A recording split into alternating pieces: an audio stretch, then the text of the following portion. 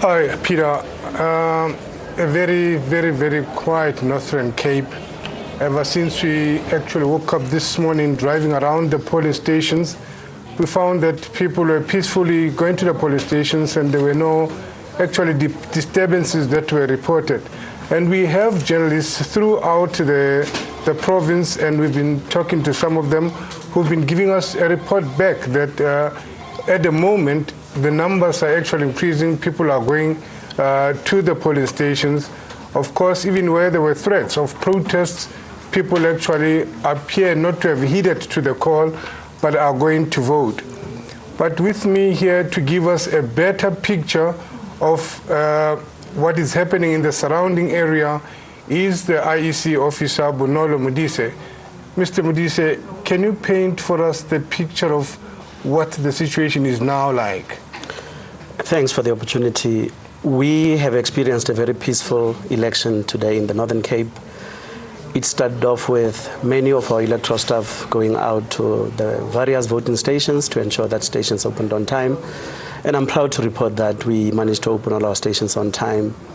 I visited quite a number of stations in Kimberley to find that South Africans had come out in their large numbers as early as 7 o'clock in the morning, which indicates that it has always been a wish to participate in this election on the 7th of May.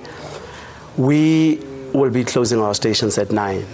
It is normally this time that more and more people who didn't go to stations in the morning wake up to the reality that very soon stations will be closing, and it's about time that they make their way to stations. But are you happy with the turnout? We are extremely happy with the turnout. We can't discuss numbers now because, as you would appreciate, there are other South Africans from other provinces who could have voted in our province. Therefore, to put up that number against the number of registered voters in the province might not be a true reflection of voters in the Northern Cape who went out to vote. As you correctly indicated, we had preliminary reports of areas where there might be disruptions of our processes. I'm glad to report that there were no such incidences. Everybody was allowed to vote without being disturbed by any group or any individuals. And I trust that this is the way to go if we want to build a good democracy in our country. But looking at the province itself, the number of voting districts that you had the last elections and now, has that increased, and why would it have increased?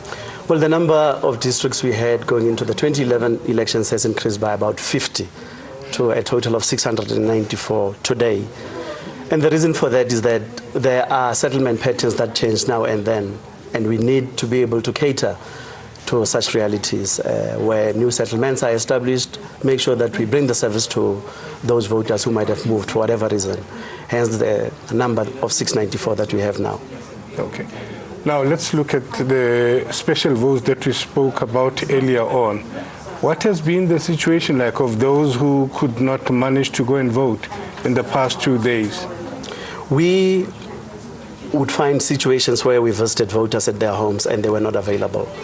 But that opportunity has once again been given to them today, that if that had happened, you were free to visit your station, to go and cast your vote at a station without us going to your home.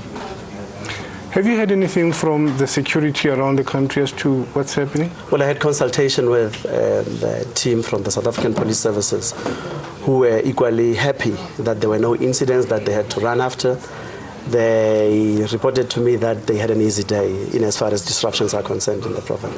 So from all quarters, it has been a peaceful day, a peaceful election. It really indicated that indeed today we are celebrating 20 years of our freedom, and what a way to celebrate it without any disruptions. And how many staff had you employed or deployed? We contracted 5,531 staff members to assist us in this massive operation. There were no reports of people not showing up, so I take it that they were also looking forward to participating today. And how soon can we expect the first outflow of the results immediately after the counting? It's not easy to say when we could expect the first results to be captured, given the distances that some of our presiding officers have to travel in this province. Depending on how well they manage to count ballots later on, we are hoping that around 12 o'clock, some results would be coming in. And that also depends on whether auditors who verify the correctness of these result slips would be happy with what is provided to them. So I'm looking at around 12 to receive the first set of results. Thank you very much. Bonolo Modise, the IEC officer here in Kimberley, giving us the scenario of what the situation is like here in Kimberley.